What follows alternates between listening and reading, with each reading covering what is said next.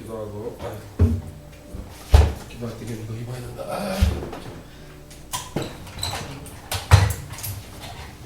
좀 이따 벗어야지.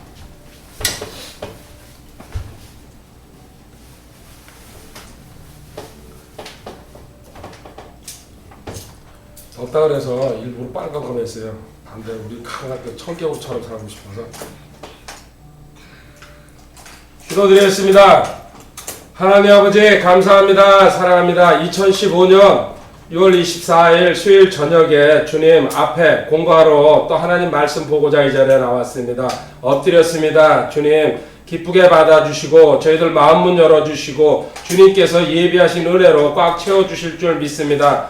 인터넷으로 들어와 있는 분들도 계십니다. 주님 저들에게도 함께 해주셔서 동일한 은혜로 인도해 주실 줄 믿습니다. 두 아이들 같이 참여하고 있습니다. 주님 기억하여 주시옵고 주 안에서 영육 간의 강건함으로 성장할 수 있도록 주님께서 은혜 주실 줄 믿습니다. 이 귀한 시간 주심을 감사드리며 주 예수님의 거룩하신 존함으로 기도드립니다. 아멘. 아멘.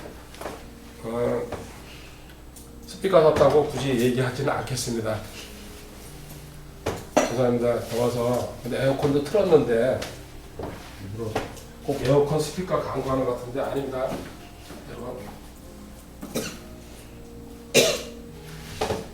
목요일 날은 1시 반에 공부합니다. 내일은 공부 제목이 3입니다. 3. 우리말로 3. 그 나머지 얘기는 안 하겠습니다. 목요일 날은 이제 원래 민숙이 한다고 그랬는데 민숙이 마음이 식어가지고 그 이쪽 저쪽으로 돌아다니면서 제가 필요한 강의 해야 되겠다 싶어가지고요. 내일은 3입니다. 3. 1시 반입니다. 오늘 공부는 뭐냐면요. 모임. 교회론이죠. 모임으로는 9번째 시간이고 오늘은 구령입니다. 구령. 다른 사람 혼을 갖다가 구원한다는 솔윈닝에 대해서 공부하도록 하겠습니다.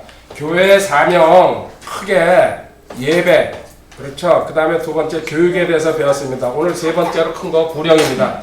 이 3대 사명이라고 그러죠. 여기에 이제 추가해가지고 주의 만찬, 또 교제, 또 이제 선교 이렇게 이제 그 나눠지는데 크게 세 가지 중에서 마지막 세 번째 웰컴입니다.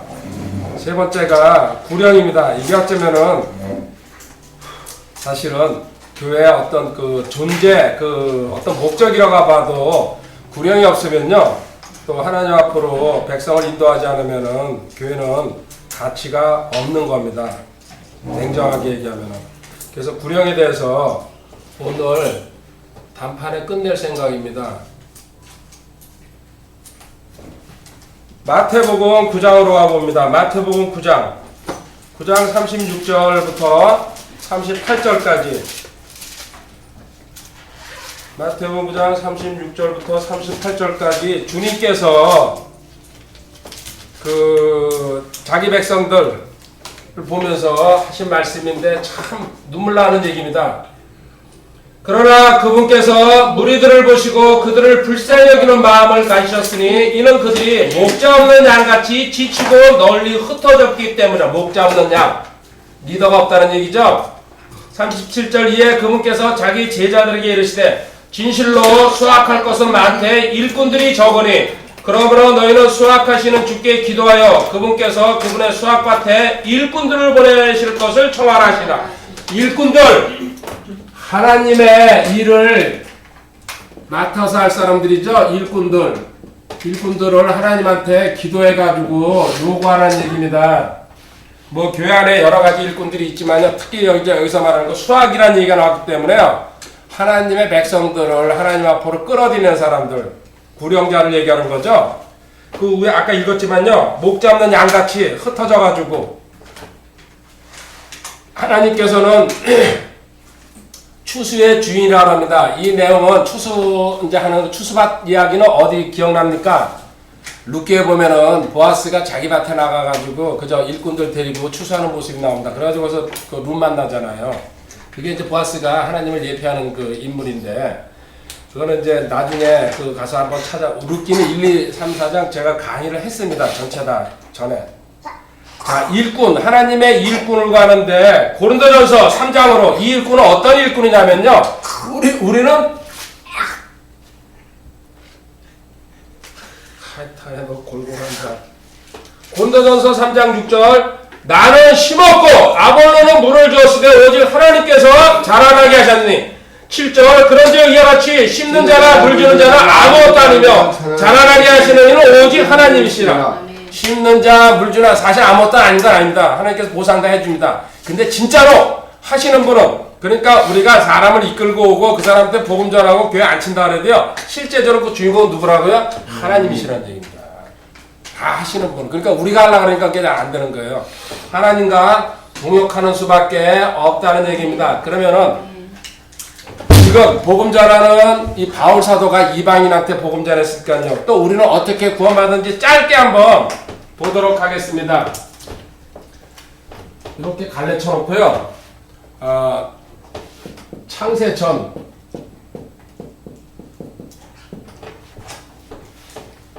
에베소서 1장 4절입니다. 에베소서 1장 4절. 참 이게 이제 예정론으로 흘러버리면은 골치 아파지는데 우리는 뜻을 아니까는 그냥 지나가고 본뜻만 보도록 하겠습니다. 곧 우리가 사랑 안에서 자신 앞에 거룩하고 흠이 없게 하시려고 세상에 창건이 전에 그분 안에서 우리를 택하셨어요. 벌써 이 세상 만들기 전에 청지기야 또 여기 계시는 또 하나 더 불러야 되겠네. 등대지기야 누군가 또 누구야 혹시나 그렇게 얘기하니까 없어요, 그죠? 지금 생각났네. 이 여름 옷도 내가 오늘 생각난 것처럼 이달까지 봐줄 테니까요. 아멘. 근데 딴 분들도 이 창세전에 벌써 하나님은 이제 누가 구원받을 줄 알았다는 얘기로 봐야 됩니다. 정해놨다 그러면요. 구원받지 못할 사람은 영원히 못 받는다는 얘기인데 그렇게 되면은 하나님은 공의 하나님이 안 되는 거죠. 그래서 누구가 구원받을 줄 알았다고 우리는 그 예지론으로 설명해야 됩니다. 이거 이제 좀 더 자세하게 설명해 주는 게 바울가 짝을 이루는 구절이 베드로전서 1장 18절부터 20절까지입니다. 베드로가 좀 더 설명해 주고 있습니다. 이 내용을 갖다가 베드로전서 1장 18절에 가면요. 너희가 알거니와 너희 조상들로부터 전통으로 물려받은 너희의 헛된 행실에서 너희가 구속받은 것은 은이나 금같이 썩을 것들로 된 것이 아니요 오직 흠도 없고 점도 없는 어린 양의 피 같은 그리스도의 보배로운 피 보혈 하나 써놓고 생각해야죠. 주님의 보혈로 세상 것, 금, 은, 무슨 달러 이런 거 아무 소용 없다는 얘기죠. 20절인데 더 기가 막힙니다. 참으로 그분께서는 세상에 창건이 전에 미리 정하여졌을 때 이 마지막 때에 너희를 위해 들어가셨습니다. 자, 아까 에베소서 1장 4절에서 우리는 창세 전에, 그죠? 세상 창건이 전에 택해졌다 그랬어요. 근데 주님도 뭐예요? 창세 이전에 벌써 하나님께서 정했다는 얘기. 그게 짝이 맞죠, 그죠? 벌써 인간이 이렇게 배신할 줄 알고요. 주님도 예비하시고 구원받을 사람도 누군지 내용은 살짝 다르지만요. 연결돼 있잖아요. 그죠? 주님, 그분께서는 세상에 창건 이전에 미리 정하여졌을 때 하나님은 온 세상 시작 처음부터 끝까지 다 알기 때문에 가능한 겁니다. 우리는 그 부분밖에 모르잖아요. 21절도 마저 읽읍시다. 너희는 그분으로 말미암아 그분을 죽은 자들로부터 일으키시고 그분에게 영광을 주시는 하나님을 믿으니 이것은 너희의 믿음과 소망이 하나님 안에 있게 하려 함이라. 아멘. 그분 참 이게 표현이 주님에 대해서 급존칭 쓴 게 이게 참 마음에 듭니다. 그냥 예수라고 이렇게 쓰는 때가 대부분이죠. 동네 개 이름도 아니고 무슨 그 인간들 저한테 힘 있다 그러면요. 고총 가지고 사람 쏘면 안 되고 발등 한 번씩만 쏴줬으면 좋겠어요. 뒤로 자빠지게. 자, 이렇게 해가지고 또 이제 바울 사도가 다시 또 얘기하는 거, 또 다시 이렇게 갈래쳐 나가면 되죠. 디도서 1장 2절에 여기는 지금 우리 여기는 주님. 자, 이제 여기는 바울을 어떻게 선택했는지 나옵니다. 디도서 1장 2절에 당연히 세상 시작되기 전이죠. 영원한 생명의 소망 안에서 사도가 되었는데 이 생명은 거짓말하실 수 없는 하나님께서 세상이 시작되기 전에 약속하셨습니다. 바울 사도도 그렇고요. 또 이 생명, 우리가 구원받는 것, 생명이 생명을 잉태한다는 이 생명, 그렇죠? 바울과 생명 두 가지 다 같이 포함하고 있죠. 이것도 또 세상 시작 전에 하나님께서 정하셨다고 얘기하고 있습니다. 그리고 요 이제 밑에 줄에는요, 3절을 보면요, 자신의 말씀 하나님 곧 우리의 구원자의 명령에 따라 내게 맡겨진 복음 선포를 통하여 정하신 때에 드러내셨다. 아멘. 자, 지금 현재는 복음 선포를 사명으로 받았다는 얘기예요. 바울도 세상 이전에, 그리고 바울의 그 사명도 그렇지만 바울의 또 받은 그 복음이 생명이잖아요. 이것도 다 세상 이전에 정해진 거고, 그리고 지금 현재 내 사명은 복음 선포다. 이렇게 해가지고 두 갈래 길로 한번 가볼게요. 바울의 사명에 대해서 먼저 보도록 하겠습니다. 데살로니가 후서 2장 13절 14절 사루. 복음과 같이 항상 같이 가는 바울입니다. 왜? 이방인들한테 복음 전하는 그 큰 사명을 맡았기 때문에. 그러나 사루 2장 13절 주께 사랑받는 형제들아 우리가 너희를 인하여 항상 하나님께 감사드려야 하나니 이는 하나님께서 처음부터 너희를 택하사 성령이 거룩히 구별하신가 진리를 믿는 것을 통해 구원에 이르게 하셨기 때문이라. 이것을 위하여 그분께서 우리의 복음을 통해 너희를 부르사 우리 주 예수 그리스도의 영광을 얻게 하신다. 우리의 복음, 우리 복음이라고 얘기합니다. 바울이 전한 복음이 은혜의 복음이면서도요, 자신을 통해서 나갔기 때문에 우리의 복음. 얼마나 당당하게 얘기합니까? 이 복음 누구한테서 왔습니까? 바울은 누구한테 교육받은 게 아니고 직접 받은 겁니다. 갈라디아서 1장 11절 12절 직접 계시하셨다는 얘기입니다.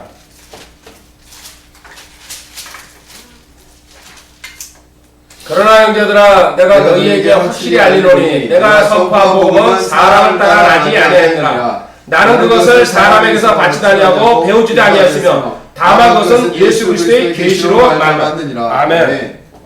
하나님께서 특별한 권위를 주신 거죠. 주님의 계시로. 자, 이렇게 받은 복음을 선포하는 게 지금 현재 내 사명인데, 그 밑에 갈라디아서 1장 15절 16절 내려가 볼까요?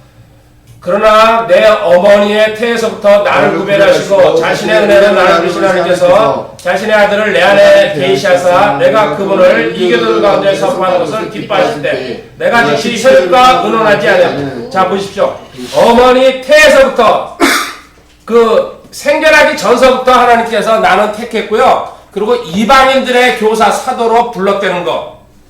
그리고 여기 보십시오. 내가 즉시 혈육과 의논하지 않고 그냥 분리돼 가족과 상의하지도 않고 나 이 사명을 그냥 마트로 뛰어나갔다는 얘기예요. 아멘. 하나님께서 진짜 특별히 쓰신 종입니다. 부러울 정도로. 모태에서부터 나는 구별된 하나님의 일꾼이었다. 근데 얼마나 이걸 모르고서 지독하게 살았습니까? 한 7살에서 8살에 변했다고 이제 우리가 추정하는데, 그 변화된 시기를 갖다가 그리고 한 30년 뛰어다녔고, 그래서 67에서 69살에 죽었다고 이제 학자들이 추정하고 있어요. 그러니까 전반기의 30년은 완전히 그냥 그 교육받고 하나님을 위해서 그리스도인들 핍박하는데 최고 특공 선봉장이었었죠. 근데 후반기 30년은 대가 치르느라고 고생하면서. 그렇지만 성경 14권 쓰고 대박 아닙니까? 저도 하라 그러면 당연히 하죠. 쫓아다니기만 해서도 그저 도마처럼, 아니 대마 그런 것처럼 도망가지 않고 죽기 살기로 쫓아다니는. 그 바울하면 딱 뒤에 청지가 딱 떠오르게 그냥 2000년 전으로 돌아갈 수만 있다면 대박이죠. 자, 에베소서 3장 7절부터 9절까지 내가 대박이라고 붙이는 사람은 바울밖에 없습니다. 그 저기 누구지? 베드로는 주책 봐가지고 전부 다 종소리 하나도 못 듣는데, 에베소서 3장 7절부터 9절 내게 주신 하나님의 은혜의 선물에 따라 그분의 권능이 의있게 활동하는 힘이고 내가 이 복음의 사역자가 되었노라. 그분께서 모든 성도들 중에서 가장 작은 자보다 더 작은 나에게 이 은혜를 주신 것은 헤아릴 수 없는 그리스도의 부요함을 내가 이방인들 가운데 선포하게 하고 또 예수 그리스도의 모든 것을 창조하신 하나님 안에 세상이 시작된 이후로 감춰져 이 신비에 참여하는 것이 무엇인지 모든 사람들이 보게 하려 하십니다. 아멘. 하나님께서 감춰둔 이 신비를 알리는데 자기가 최선봉에 서가지고 사명을 맡았다는 얘기입니다.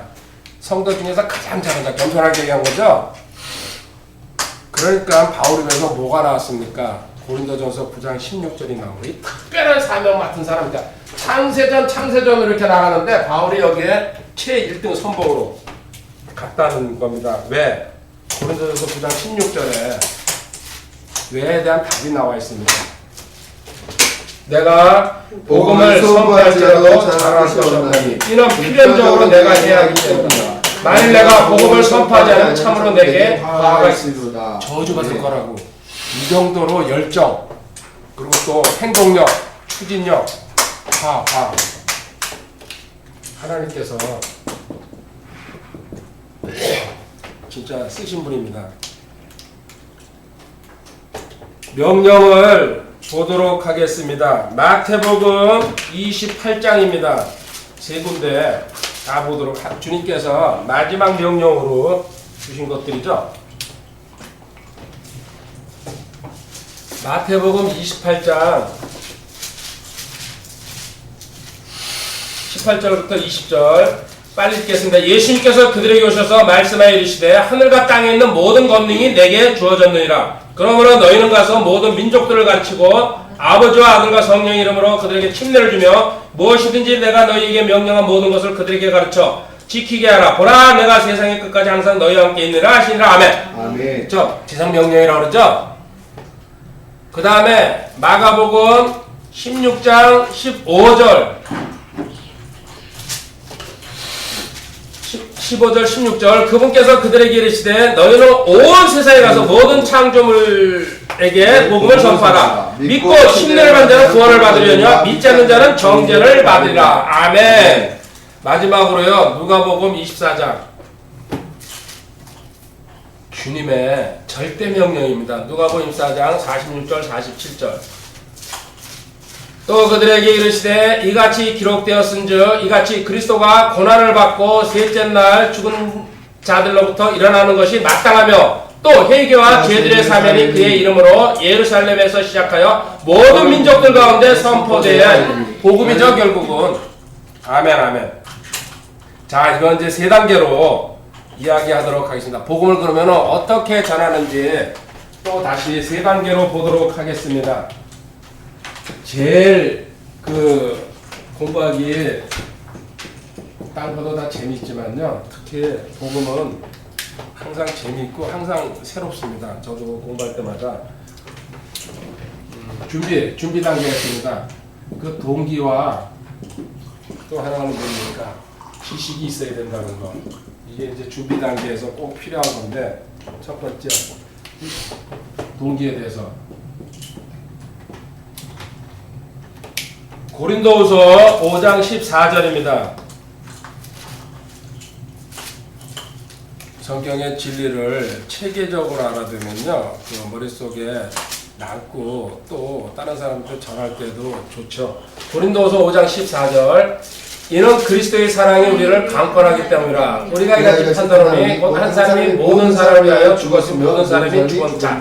앞에 절만 필요합니다. 그리스도의 사랑이 우리를 네가 진짜 구원받아가지고요 주님의 십자가 사랑을 알았다 그러면요 절대로 가만히 앉아 있을 수 없다는 이게 강권이라는 얘기입니다. 너를 일으켜 세우는 동기가 된다는 얘기입니다. 주님 사랑이 너를 강제로 하나님 앞에 구하게 된다는 얘기죠. 이 마음을 주님의 마음이라고 합니다. 빌립보서 2장 5절입니다. 빌립보서 2장 5절.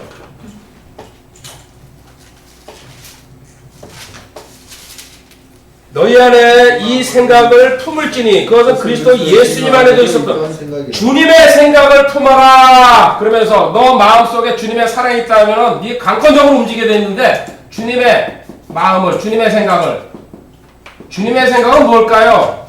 뭐 여러 가지 뭐 자아 분석부터 별게 다 나오겠죠. 근데 실질적으로 여기서 저한테 꼽아가지고 진짜 주님의 생각이 뭘까? 복음과 연결시킨다 그러면요, 이 한 구절이 정확하게 답을 주고 있습니다. 누가복음 4장 18절입니다. 주님의 마음을 품어라. 주님께서 공생의 기간 동안 갖고 다니신 그 귀한 마음, 그게 뭘까요? 누가복음 4장 18절에 한 절에 설명되어 있습니다. 볼까요? 누가복음 4장 18절. 주의 영께서 내게 임하셨으니 이는 그분께서 내게 기름을 부으사 가난한 자에게 복음을 선포하게 하셨기 때문이다. 그분께서 나를 보내신 것은 마음이 상한 자들을 고치며 포로된 자들에게 구출을, 눈먼 자들에게 다시 보게 함을 선포하고 상처 입은 자들을 자유롭게 하며. 자, 뭐라고요? 복음을 가난한 자에게, 영적으로 가난한 자에게 선포하는데 첫 번째가 뭐였습니까? 마음이 상한 자를 뭐요? 고치고, 그렇죠. 그 다음에 또 포로된 자를 구출하고, 마지한테 포로된 자. 그 다음에 눈먼 자 보게 한다. 영적으로 세상 것만 바라보고 다니는 인간들 있잖아요. 그 사람들 눈먼 자들을 눈뜨게 해가지고 많죠. 지하주 사용을 안 한다고. 또 상처받은 자 뭐예요? 자유롭게. 자, 이게 주님 마음이에요. 이게 딴 게 아니고. 지금 세상에 이런 사람들 우리 주변에 한번 봐봐요. 얼마나 많아요. 그죠? 이들 치유가 뭐라는 얘기예요? 복음밖에 없다는 얘기예요. 이거는요. 근데 우린 병원에 뛰어다니고 점쟁이한테 가고 이웃집에 가고 술 먹고 이거 가지고 쓰려고 그러잖아요. 상한 자, 상처받은 자 고쳐주고, 포로된 자 구출하고, 눈먼 자 보게 하고, 또 이거 상처. 이거가 그거 상이 아니네. 뭐야? 상한 자들이구나. 상한 자들. 예. 상처 입은 자. 자, 상처 입은 자 자유롭게. 이 주님의 마음을 너가 품고서 복음을 전하면은 하나님께서 함께 하신다는 얘기예요. 이거를 보셨기 때문에 이러고서 마태복음 아까 9장 36절 읽으면요, 다시 의미가 다시 다가옵니다. 아까 그냥 읽고 지나갔지만요, 이거를 가슴에 안고, 주님이요, 지금 내가 이제 주님이라 생각하고 그 이스라엘 땅에 가 있는 겁니다. 그러나 그분께서 무리들을 보시고 그들을 불쌍히 여기는 마음을 가지셨으니 이런 그들이 목지 않는 양같이 지치고 널리 흩어졌기. 이 마음을 갖고 그 사람들을 보니까는, 그렇죠? 민망하고 불쌍하고 저것들을 어떻게 해야 될까? 그러니까 나 혼자 못하니까 일꾼들을 세워야 된다는 얘기예요. 그리고 이거는 지금 사람들이 왜 이렇게 살까요? 이거 지금 그 상한 자, 포로된 자, 눈먼 자, 물론 복음이 없기 때문에 이렇게 살아요. 다른 말로는 뭘까요? 그게 잠언 29장 18절이에요.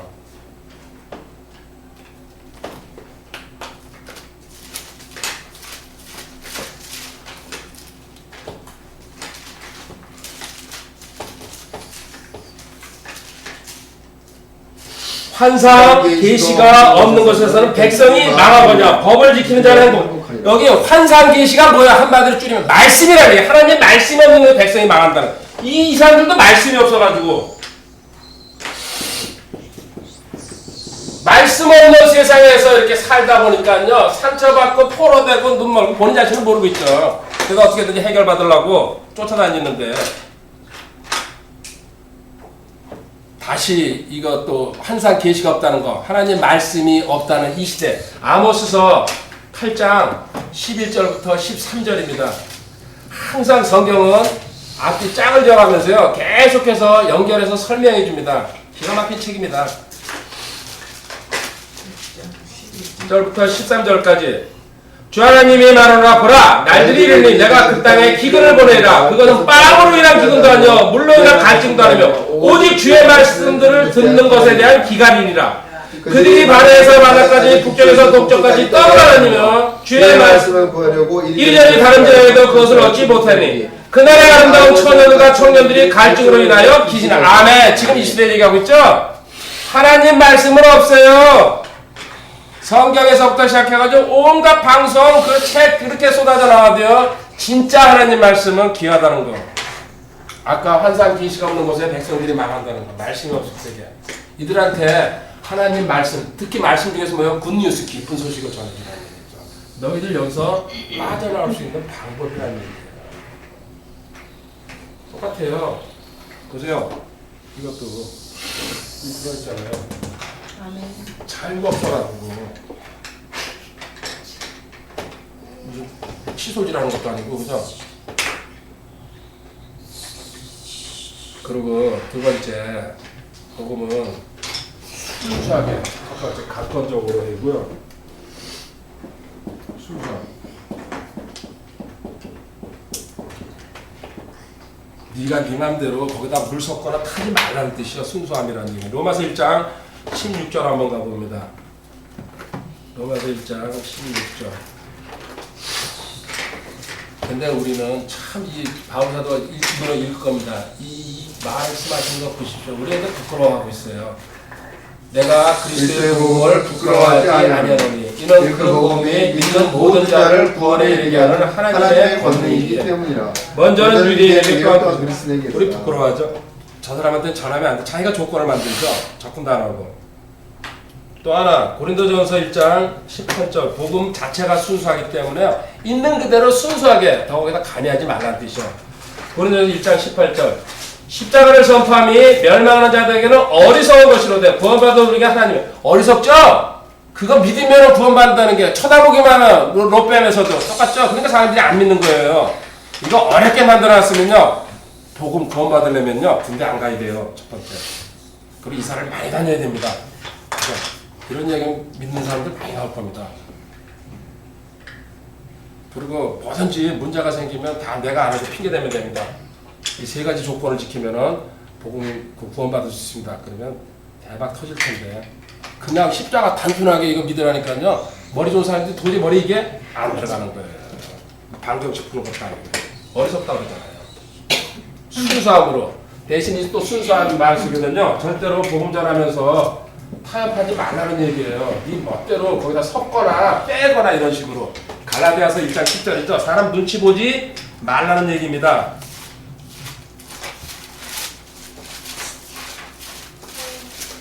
갈라디아서 1장 10절 내가 지금 사람들을 설득하냐 하나님을 설득하느냐 혹은 사람들을 기쁘게 하려고 했으냐 내가 또 사람들을 기쁘게 한다면 결코 그리스도의 종이 아니라 기쁘게 해줘야지 안 가는데 안 기쁘게 하니까 잠시 하고 오사톡하고 뭐야 저기 무슨 종이야 거기 신사동 포테이토 뭔 동이야 응암. 응암동도 가고 전부 가고 사람들 기쁘게 이제 앞으로 해줄 겁니다. 또 사람들과 타협하지 말라라. 골로새서 2장 20절 뭡니까? 세상의 유치한 원리 따라가지 말아라. 엊그저께 그 인터넷에 그 뉴조를 보니까요 인천에 있는 어느 교회가 그런 게 가까이 있어야 되는데 매주 나오면은 나오는 사람마다 1만 원짜리 상품권을 준대요. 이게 완전히 사진까지 찍어서 계속 특별했더라고요. 그 옆에 있으면은 우리 두 탕이라고 뛰어가지고 딱 끝나면은 상품권을 준대요. 1만 원짜리 온누리 상품권. 골로새서 2장 20절. 그러므로 너희가 세상의 유치한 원리들로부터 떠나 그리스도와 함께 죽었거늘 어째 세상에 사귀는 것이 규례들에 아직도 세상적인 말 그쵸 개그맨 물론 뭐 부르는 걸 욕할 필요 없습니다. 온갖 방법으로 다 하잖아요. 세상 경영을 도입해가지고 그거는 아닙니다. 복음은 순수하게 하나님 말씀 그대로 전하라는 얘기. 다시 말하면요 너희들이 변개하거나 수정한다는 얘기죠. 왜곡하지 말라는 얘기예요. 그 말 자체를 갖다가 단순하게 복음은 전하는데 생명력이 있다는 얘기를 갖다가 지금 보여주고 있습니다. 고린도후서 2장 17절입니다. 고린도후서 2장 17절. 우리는 하나님의 말씀을 부패시키는 많은 사람들 같지 않은 하나님 말씀을 부패시킨다, 변개시킨다, 수정한다, 고친다 그런 뜻이죠. 썩게 만든다. 하나님 말씀 순수한 건데 오직 진실하면서 난자같이 하나님에서 난자같이 하나님의 눈앞에서 그리스도 안에서 나는 아주 정정당당하게 하나님 말씀 있는 그대로. 이게 구약 성경에 가면요 이렇게 그 왜곡이라는 말이 있습니다. 구약 때도 그랬나 봐요. 예레미야 23장 36절. 렘 23장 36절.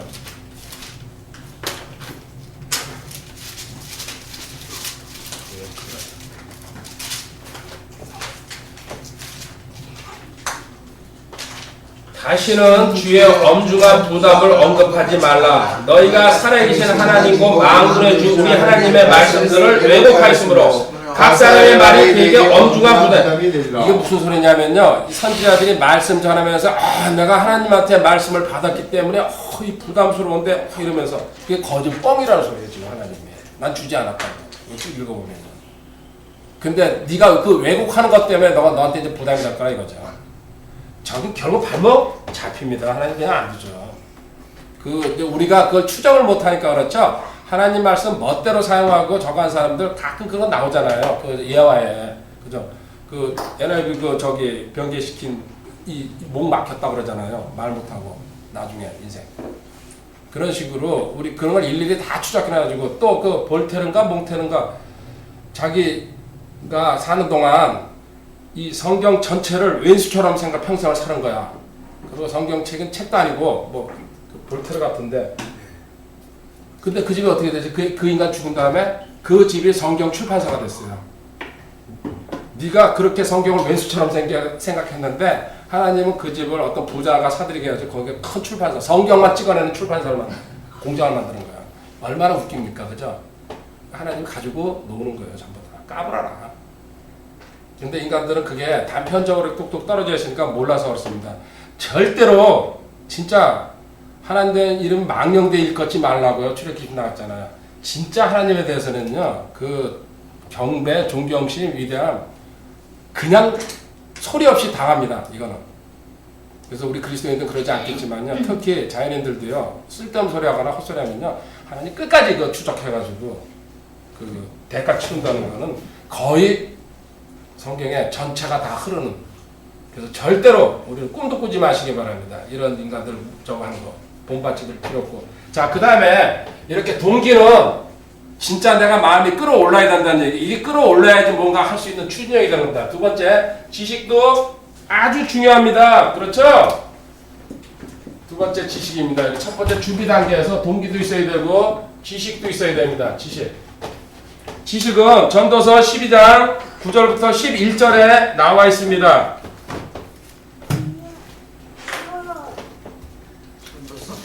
12장 9절부터 11절까지입니다. 12장 자 9절 보겠습니다.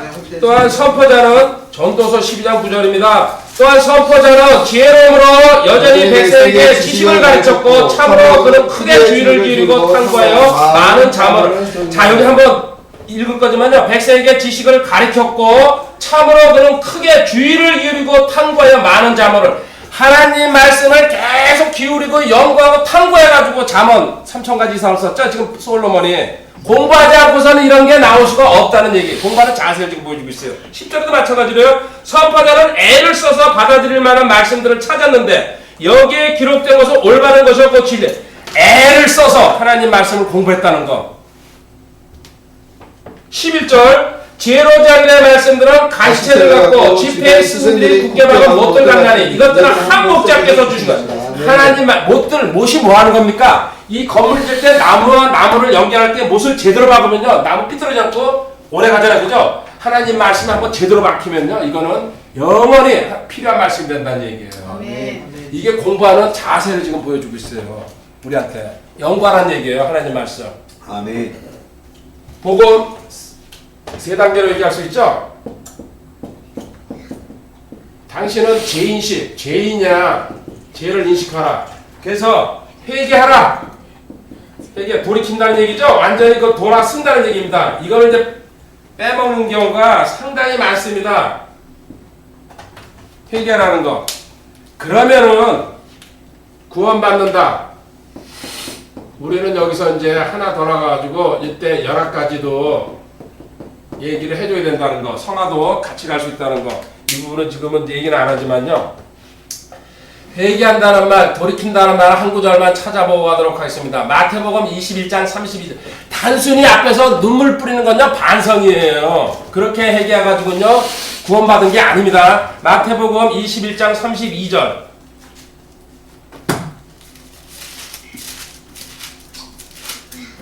요한의 의에 이르러 너희에게 와서도 너희는 그를 믿지 아니했으나 세리들과 창녀들은 그를 믿었으며 너희는 그것을 보고도 그 뒤에 뜻을 돌이켜 그를 믿으려 하지 아니. 뜻을 돌이켜! 이게 회개의 본뜻입니다. 여기까지 가야지 구원받는 겁니다. 그래서 아차하면서 하늘에 올라가서 후회하는 사람들 엄청나게 많을 겁니다. 지옥에 들어가 있는 사람들. 그냥 반성하고 근심, 세상 근심 이 정도 가지고는 안 된다는 겁니다. 그래서 복음 지식으로서는요 간단하게 그 두 군데만 보겠습니다. 이거는 읽기만 하고 로마서 1장 2절부터 4절까지입니다. 복음이라는 거. 그 내용은 뭐냐 하면요. 이 복음은 그분께서 자신의 대언자들을 통하여 거룩한 성경 기록들에 미리 약속하신 복음이라고 딱 설명하고 들어갑니다. 3절 4절에 자신의 아들 예수 그리스도 우리 죄에 관한 것이라. 그분께서는 육체로는 다윗의 씨에서 나셨고 거룩함의 영으로는 죽은 자들로부터 부활하심으로써 하나님의 아들로 권위 있게 밝히 드러나셨습니다. 이거 3절 4절도 지금 복음을 설명하고 있어요. 육신이지만요 성육신이죠. 하나님의 아들로서 다시 부활했다는 거. 이게 복음이에요. 이걸 또 다시 설명한 게 고린도전서 15장 2절부터 4절. 똑같은 내용을 다시 풀어서 써놓은 거죠. 읽고 지나가도록 하겠습니다. 고린도서 15장 2절. 너희가 만일 내가 너희에게 선포한 것을 기억하고 헛되이 믿지 아니했으면 또한 그 복음으로 구원을 받았느니라. 내가 또한 받은 것을 무엇보다 먼저 너희에게 전하였노니 그것은 곧 성경 기록대로 그리스도께서 우리의 죄들로 인하여 죽으시고 묻히셨다가 성경 기록대로 셋째 날에 다시 살아나시고 아멘. 여기다 더 섞어라. 여기다 더 네가 감히하지 말라. 이 순수한 요 사실 십자가 사건을 갖다가 너가 믿을 때게 고린도전서 3장 10절에 주의하라고 써놨습니다. 내가 이 복음의 기초를 놓았다고.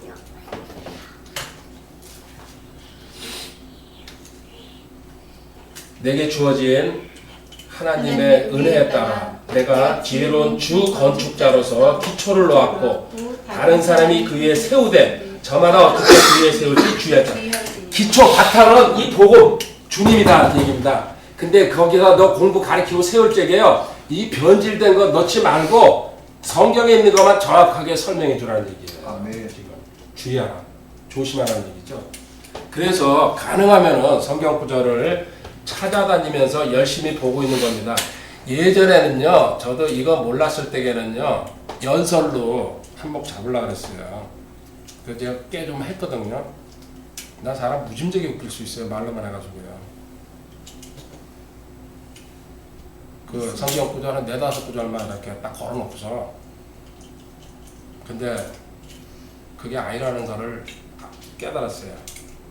이거는 평생 그 약 팔다가 진짜 동네 약장수구나. 근데 하나님 말씀을 찾아다니면서 참 하나님 은혜입니다. 변신이 된 거죠. 처음에 시작은 저도 그냥 연설하는 걸로 그게 설교죠. 스피치 그걸로 시작했습니다. 그렇지만 바꿔졌죠. 하나님 때문에 참 감사하죠. 지금 그래서 그 연설은 어떻게 하는지 잘 모릅니다. 근데 옛날에 한 번 비슷하게 한 번 한 적이 있죠. 누구네 아버지 오셨을 때게. 그래서 그냥 그때 얼떨결에 그냥 아무 준비 없이 그냥 그대로 떠들고 간 거죠. 그런 일이 있겠죠. 그죠? 아주 아마추어들이 오면은 이거 얘기하면 다 그냥 뒤집어지니까. 자, 복음을 얘기할 때게 그리고 이제 주의할 게 하나 있습니다. 심판도 얘기지만요. 심판과 복음은 기쁜 소식이죠. 기쁨을 갖다가 같이 얘기해야 됩니다. 어떤 사람은요. 지옥에 가 너 죽어 정죄야 막 이런 식으로 하면요. 그 사람 주눅이 들어가지고 다음 거 안 들으려고 해요. 그래서 이거를 적절하게 배분해가지고 얘기해서 참 중요합니다. 기쁨이 분명히 아까 여기 이거 얼마나 기쁜 소식입니까? 그죠? 이 내용 있죠. 굿뉴스라고 그러잖아요. 누가복음 2장 10절에 나와 있어요. 굿뉴스. 뉴스를 하나 들었으니까 배드 뉴스도 하나 들으십시오. 그래가지고 이거 안 하면 심판했습니다. 누가복음 2장 10절 천사가 그들에게 이르되 두려워하지 말라. 보라 내가 온 백성에게 미칠 큰 기쁨의 좋은 소식을 너에게 큰 기쁨의 좋은 소식이 복음이에요. 주님이 태어나면서부터요. 그래가지고 이 굿뉴스 그렇지만 또 살짝 이거 좋은 소식이고요. 요한복음 3장 15절에 가면요. 이거 안 들으면요. 멸망으로 간대요. 이것도 띄워줘야 됩니다. 근데 좋은 소식만 전해가지고는 안 되죠. 요한복음 3장 15절에 이것은 누구든지 그를 믿는 자는 멸망하지 않고 영원한 생명. 여기 멸망, 그죠? 멸망도 이야기해줘야 된다는 거. 지옥이죠. 또 뒤에 한 절 더 보면요. 설명하기 싫으면요. 요한복음 3장 36절도 우리 같이 한번 읽어볼까요? 그러면요. 아들을 믿는 자에게는 영존하는 생명이 있고 아들을 믿지 않는 자는 생명을 보지 못하며 도리어 하나님의 진노가 그 위에 머물러 있느니라. 그럼 이제 예를 하나님의 진노가 뭡니까? 그러면요. 또 그걸 찾아가서 보여줘야 됩니다. 성경으로. 진노가 세상 아버지 진노도 무섭죠. 걔도 실명도 된다 그러는 판인데 그냥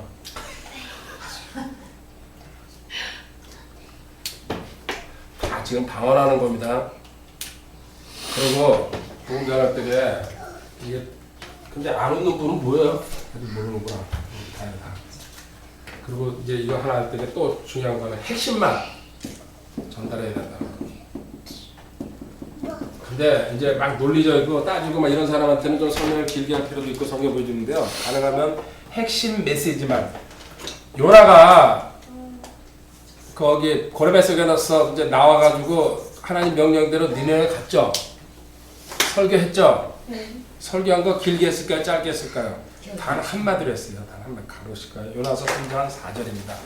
그러니까 더더구나 싫은 민족이고 자기네 왼수 민족인데 길게 하겠어요? 자세하게? 근데 다 알아듣죠. 요나서 3장 4절에 3절도 보면요. 이에 요나가 주의 말씀대로 일어나 니느웨로 가느라. 이제 니느웨는 사흘 길을 다닐 만큼 심히 그 니느웨 그 사이즈가 사흘 길이라는 얘기입니다. 하루에 40km가 120km라는 얘기예요. 엄청나게 큰 도시죠 옛날에. 니느웨 지금 아랍이죠. 저기 이라크 거기에. 근데 4절에 비로소 요나가 그 도시로 들어가 하루 동안 다니며 외치르되 이제 40일이 지나면 니느웨가 무겁다. 야 니네 40일이 지나면 니느웨 무너져. 40일이 지나면 니네에 무너져서 그 이상 더 보태지도 않았어요. 이게 하나님 말씀 전하는 가장 핵심적인 내용입니다. 나머지 누가 한다니? 성령님이 하시는 거예요. 주구장창 설교 얘기해봤자 사실은 그래서 내가 우리 아이들한테 한마디만 잘 들으라고 그러거든요. 어디 가든지. 책임자는 아까 얘기했잖아요. 잘하게 하신 분 하나님이라고. 이것도 하기 싫었을 거예요. 나 같으면 한마디만 멸망 이러고 다녔을 것 같으면 그 니네 내가 왔으면 그것도 또 이제 멸 이쪽 땅에서 망 이러고 다니는 거야. 왼수 같은 나라니까.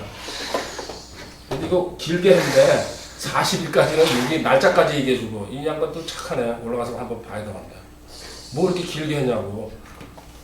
그래도 어쨌든 복음도요 핵심만 전달하는 거 그냥 다 알고 있어야 돼요. 올해 많이 길게 한다고 우리는 공부니까 이렇게 찾아가는 거죠.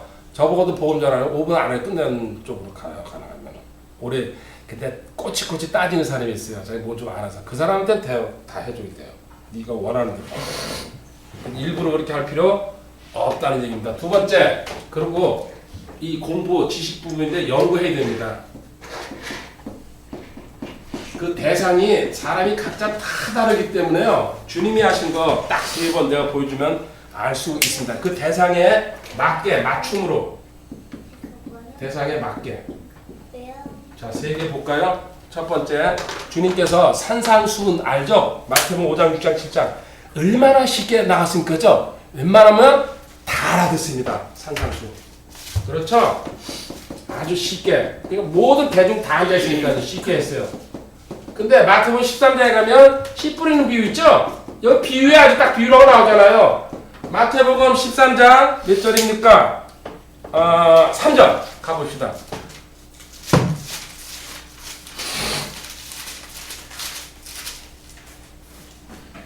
마태복음 13장 3절에 그분께서 비유로 많은 것들 그들에게 말씀하여 이르시되 보라 씨 뿌린 자가 뿌리러 가서 그 10절에 제자들이 나와 그분께서 어찌하여 그들에게 비유로 그 사람들은 알아듣지 못하고 너희 말 알아듣게 설명해 주려고 한다. 이런 식으로 비유라는 게 있다는 얘기입니다. 마지막으로 세 번째는요. 주님께서 직접 설명까지 하면서 풀어주십니다. 이게 누가복음 24장 32절에 있습니다. 누가복음 24장 32절. 이거 엠마오로 가는 그죠 제자들 이름은 누군지 뭐 안 나와 있지만요. 이들이 이제 고백하는 겁니다. 아까 그때 만났던 그분이 그러면서 그들이 서로 이르되 그분께서 길에서 우리와 말씀하시고 우리에게 성경 기록들을 열어주실 때 우리 속에서 마음이 뜨겁지 아니하리라.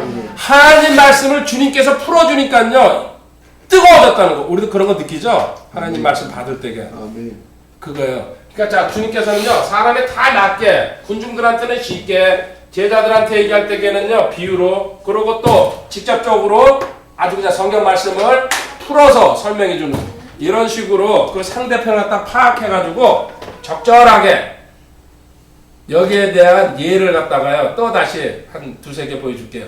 느헤미야 8장 8절에 한번 가봅니다.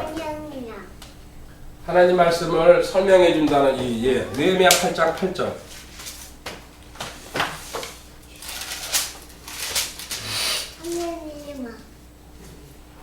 느헤미야 8장 8절. 이와 같이 그들이 하나님의 율법에서 책에서 명료하게 낭독하고 의미를 알려줘 그들로 하여금 그 낭독하는 것을 깨닫게. 말씀을 지금 에스라 학사가 올라서서 지금 강의하고 있습니다. 3시간 동안. 근데 의미를 다 알려줘 가면서 지금 우리처럼 이렇게 성경 구절 강해 이런 식으로 지금 당연한 겁니다. 자, 또 이거 볼까요? 사도행전 8장에 가보면요. 빌립에 이 관한 이야기가 나옵니다. 사도행전 8장 30절에 넷이 만났죠. 빌립이 거기로 넷에게로 달려가 그가 대언자 이사야의 글을 읽는 것을 듣고 이르되 그대가 있는 자 빌립이 슬쩍 너 당신 읽는 거 알아?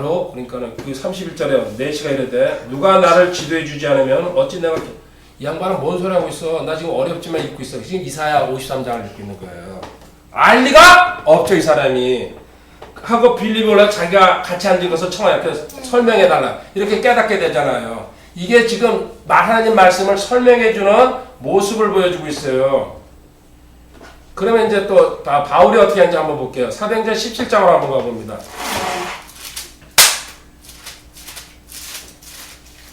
사도행전 17장 22절부터 31절까지 이거 원래 이거 다 읽으려고 그랬는데 사실 지금 절반 했거든요. 절반을 끝내려면 한 번 더 해야 되고 자 다수결로 하겠습니다.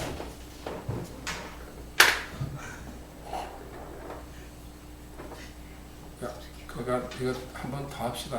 네. 자 이제 사도행전 17장 21절에 모든 아테네 사람들과 거기 있던 나그네들은 새로운 어떤 것을 말하고 듣는 것 외에는 자기들의 시간을 지금 그리스의 아테네 지금 그 그리스는 지금 뭐야 국가 그 아주 비상사태입니다. 그 돈 때문에 그 거덜나는 나라가 있죠. 지금 거기 가가지고 지금 이제 바울이 설교하는 모습입니다. 그때 바울이 마르스의 언덕 한가운데 서서 이르되 너희 아테네 사람들아 내가 알고 보니 너희가 모든 것을 지나치게 미신에 살려졌다. 이러면서 내가 지나가면 너희가 섬기는 것들을 보다가 알지 못한 신하라고 이렇게 쭉 지금 이렇게 내려가고 있습니다. 이걸 지금 다 읽으면요. 지금 바울이 그 그리스 아테네 사람들을 상대로 해가지고요. 지금 복음 얘기는 안 하고요. 그 사람들의 지금 현재 상태를 다 쭉 얘기하고 있어요. 그러면서 이제 마지막으로 30절에 가서 하나님께서 이같이 무지하던 때를 눈 감아주셨으나 이제는 모든 것을 모든 사람이 회개하라고 명령하시니 이는 그분께서 한 날을 정하서 그날에 자신이 정하신 그 사람을 통하여 세상을 의로 심판하시기 때문이라. 그분께서 그 사람을 죽은 자들로부터 살리심으로써 모든 사람들에게 그 일에 대한 확신을 주셨다. 자, 이렇게 해가지고 끝냈어요. 사실 긴 설교인데 뒤에 가서 약간만 그 주님에 관한 얘기가 나옵니다. 이게 복음 설교하는 거고 복음 전하는 걸까요? 아니에요. 누가 오해하더라고요. 그렇지 않다는 걸 제가 얘기해 주려고요. 왜 이런 얘기를 하냐면요. 지금 상황에 맞게 바울이 이 그리스 사람들은 유식한 채 하잖아요. 철학자도 많이 나왔고 그다음에 거기 위에 이건 밥 먹고 하는 일이 걔들 그거밖에 하는 게 없다고. 바울이 여기서 걔들한테 맞춰가지고 쭉 그 논리적인 설명을 하고 있는 거예요. 그런데 그 답은 위에 18절에 있어요. 보세요. 그때 에피쿠로스학과 스토아과에 속한 어떤 철학자들이 그를 만나면 어떤 사람들이 있는데 이 말쟁이가 무슨 말을 하고 하느냐고 다른 몇 사람들은 그가 이방신들을 전하는 자로 보인다 하니 이는 바울이 그들에게 예수님과 부활을 벌써 복음은 선포됐기 때문에 나머지 설명하고 다니는 거예요. 그래서 위에 거도 보고서 밑에 걸 읽으면 맞는데 아니 바울은 복음 안 전하고 자기 지식 전하고 있잖아. 아니죠. 복음을 얘기 다 해놨기 때문에 그 복음에 맞게 이 사람들 지적 수준에 맞게 그 뒷얘기를 하는 겁니다. 이런 식으로 그 각자 내가 만나야 될 대상, 뭐 급작스럽게 길에서 만난 사람은 바로 그냥 그대로 전해야 되겠지만요. 어떤 목표를 두고 있는 사람은요. 그 사람 환경 파악해야 되고 많이 정보를 가지실수록 좋습니다. 그래가지고 접근해야 된다는 얘기예요. 절대로 쉽게 단숨에 접근해가지고 되는 법은 거의 없습니다. 그런데 이제 어떤 사람이 손 들고 얘기합니다. 나는 근데 사실은 급작스럽게 이제 구원을 받았습니다. 근데 사실 복음 이거 요할 수 있겠죠. 아까 고린도전서 15장 2, 3, 4절이나 로마서 1장 2, 3, 4절 그죠? 그런데 우리처럼 이렇게 체계적으로 공부해도 시간 지나면 잊어먹잖아요. 그러니까 반복해서 또 공부하는 거 아닙니까? 이걸 어떻게 거기서 생각나고 떠오르겠습니까? 그렇게 나온답니다. 그죠? 그거 어떻게 해야 될까요? 그러면은 요한복음 9장 25절에 답이 나와 있습니다. 그럴 경우에 아직 내가 하나님 말씀을 체계적으로 얘기하지 못하고 핵심 복음만 얘기할 때에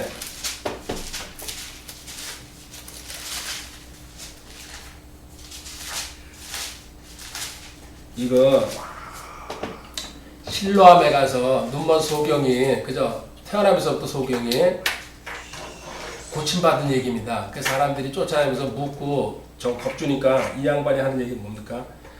그가 응답하여 이르되 그가 죄인인지 알지 나는 알지 못하며 한 가지 아는 것은 내가 눈멀었으나 지금은 보는 것이니. 자, 나는 주님, 그가 주님이죠?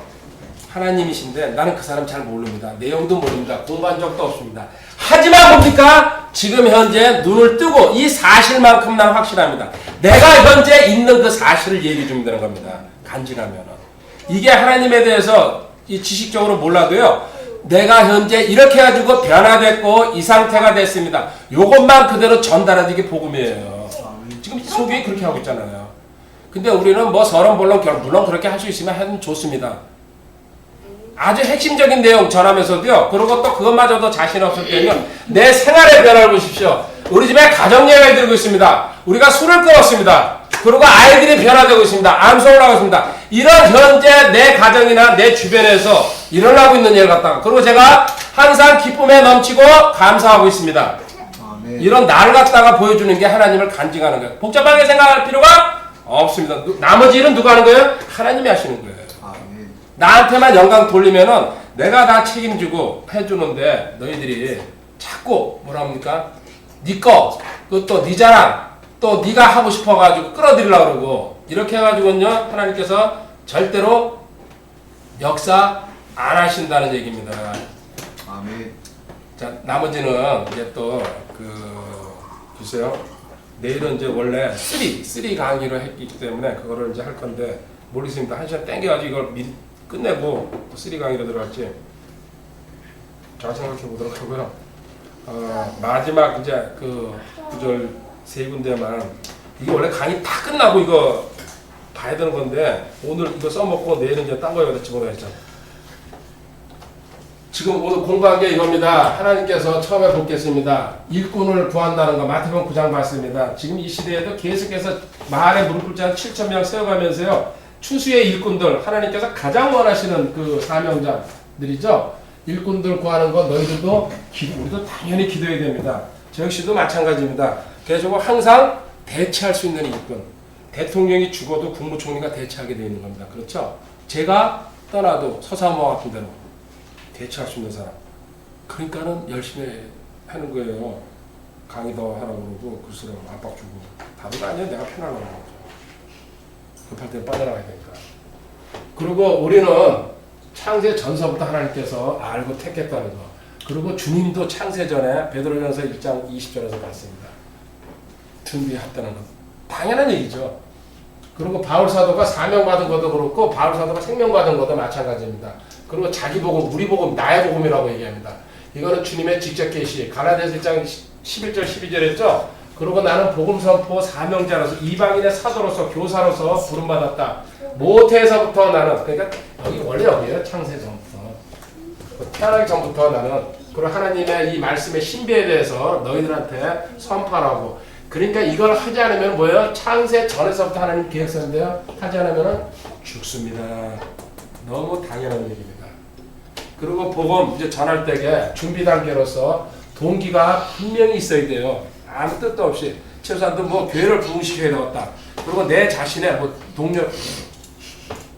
동료를 만들어야 되겠다. 여기도 비염 있는 것 같아.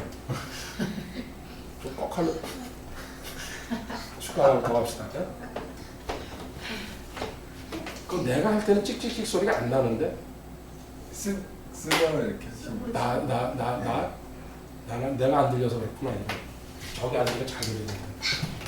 동기랑 지식이 분명히 있어야 되는 거예요. 이 동기는 강건이라고 했어요. 고린도서 5장 14절. 그리고 주님 마음을 품으라 했어요. 주님 마음은 상한 자 고쳐주고 포로된 자 구출하고 눈먼 자 보게 하고 상처받은 자 자유. 누가복음 4장 18절 맞죠? 이게 다른 말로 하면 말씀이 없으면 환상 계시가 없으면 백성들이 망하고 그리고 아모스에 지금 말씀을 구하려고 청년들이 또 그 자매들이 뛰면서 온 군데 기웃기웃하죠. 그러다 지치죠. 하나님 말씀이 직접적으로 다가오질 않으니까는. 그리고 전할 때에 순수함으로 타협하지 말아라. 변개하거나 왜곡하지 말라는 것. 그리고 지식이 있어야 되는데 복음에 대한 거요. 죄인식, 회개, 구원 3단계로 갑니다. 그 다음에 심판과 기쁨을 같이 전해줘라. 그리고 핵심이 뭡니까? 그 대상에 맞게 내가 복음 전할 대상. 그러니까 오랫동안 연구하고 기도하고 준비된 사람을 갖다 공략하는 게 가장 좋습니다. 내 이제 그 능력이나 또 행동에 대해서도 공부하겠지만요. 이렇게 해가지고 너가 지금 가져야 될 마음이 뭐냐 하면요. 로마서 1장 14절이에요.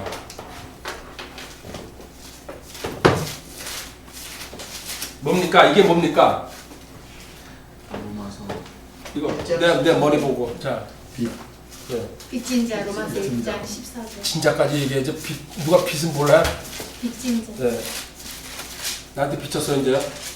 로마서 1장 14절. 나는 그리스도나 바벨이나 지혜 있는 자나 지혜 없는 자에게 다 빚진 자라. 사랑의 빚만지라 그랬는데요. 로마서 14장에 진짜 복음에 대해서도 빚진 자라는 거.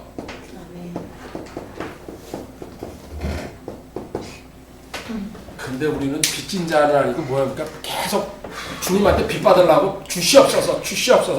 그러다 날 새죠? 얼마나 하나님 있겠어요.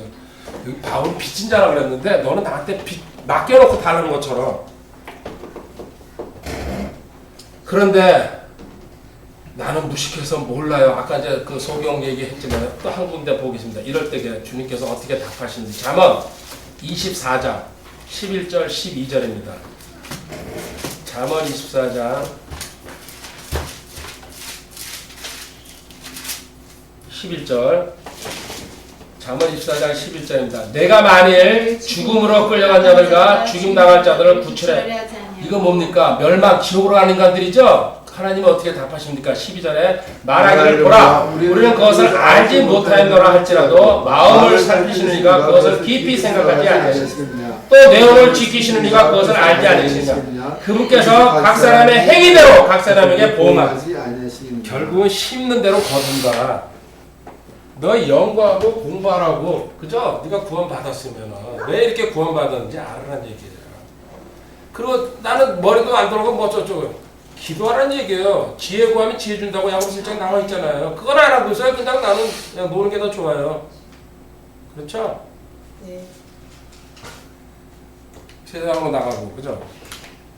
그냥 누가 차 시승하자 그러면은 바로 뛰어나가죠. 그런 건 망설일 필요가 없죠. 없죠.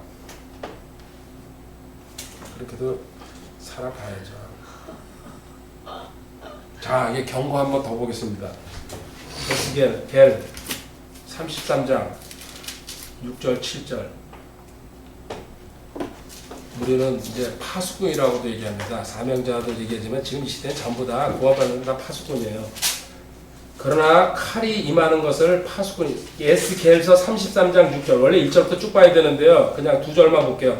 칼이 임하는 것을 파수꾼이 보고도 나팔을 불지 않아 백성이 경고를 받지 못하면 칼이 임하여 그들 가운데서 어떤 사람을 취하며 그는 자기 불법 가운데서 제거될게나 그의 피는 내가 파수꾼의 손에서 자 원래 죄인은요 죽어도 괜찮다. 근데 경고하지 않는 너도 각오 어떻게 7절 너 사람의 아들아 이와 같이 내가 너를 이스라엘의 집에게 파수꾼으로 세웠나니 그러나 넌 내 입에서는 말을 듣고 내게서 나온 것으로 그들에게 경고해. 그렇지 않게 쭉 읽어보면요 너 빚진 자로서 파수꾼으로서 너가 지금 구원받아가지고 멸망에서 빠져나왔으면서 다른 사람은 멸망으로 지옥으로 가는 건 너 보고 있을 경우에 너 처벌한다고 지금 쭉 얘기 그거예요. 반드시 죽으리라. 반드시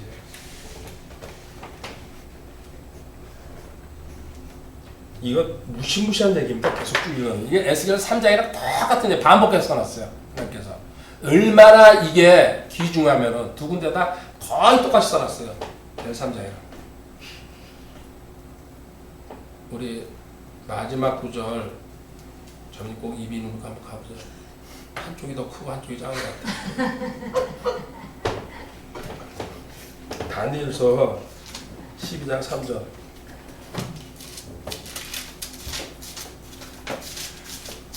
마지막 구절 읽고 나머지는 다음에 하도록 하겠습니다. 지혜로운 자들은 궁창에 광채같이 빛나고 많은 사람을 의로 돌아서게 하는 자들은 별들같이 영원문처럼 아멘. 하나님께서 최고 이 다음에 그리스도의 심판석에서 이 구원 이 구령 지난번에 2장 19절에 기쁨의 면류관 환희의 가이라고 그러죠. 이게 최고입니다 사실. 그래서 앞으로 남은 삶 물론 열심히 헌신하면서 살아야 특히 그리고 뭔가 목적을 둔 그 구령 대상에 대해서는요 길게 깊이 계속해서 기도해야 됩니다. 그냥 짧게 이렇게 해가지고 그 이루어지지 않습니다. 지나가는 사람들이야 그냥 복음 이렇게 전하는 거지만요 중요한 사람들은요 길게 깊이 다음 시간에 그럼 이제 두 번째 첫 번째 단계 준비 그 다음 두 번째는 이제 능력입니다. 어떻게 능력이 나오는지 세 번째 마지막으로 행동에 대해서는 다음 시간에 공부하도록 하고요. 내일 목요일 날 1시 반부터 3입니다. 3 강의가 의미심장한 예? 고난 쓰리야. 고난은 벌써 싹쓸이요. 싹쓸이. 3 너무 1, 2, 3 하는 3 아 근데 발음이 너무 멋있으니까 3 혓바닥을 붙이고 3입니다. 3에 대해서 공부합니다. 그 의미심장하죠. 기도하겠습니다. 하나님 감사합니다. 복음에 대해서 구령에 대해서 공부했습니다. 완성은 안 했지만은 주님 참 감사합니다. 빚진 자로서 살아가야 되는데 왜 이래 빚받는 행동을 하고 있습니다. 그리고 더 낮아지고 겸손하게 다른 사람들에게 전해야 되는데 군림하고 있습니다. 그 상대편을 억압하고 있고 겁주고 협박하는 단계까지도 있습니다. 또 자신이 개수고 그들보다 더 못했는데도 자기가 더 낫다고 생각하고 있습니다. 주님 오늘부터 다시 한번 결단하고 하나님 앞에 기도하고 주변에 있는 가족들, 친척들, 친구들 위해서 진짜 기도하면서 하나님 말씀을 전할 수 있는 환경도 또 그 능력도 주님께서 주실 것 간구하면서 주 예수님의 거룩하신 전함으로 기도드립니다. 아멘. 예, 감사합니다. 다음 시간에 봅시다. 안녕히 들어가세요. 에브리바디 굿나잇.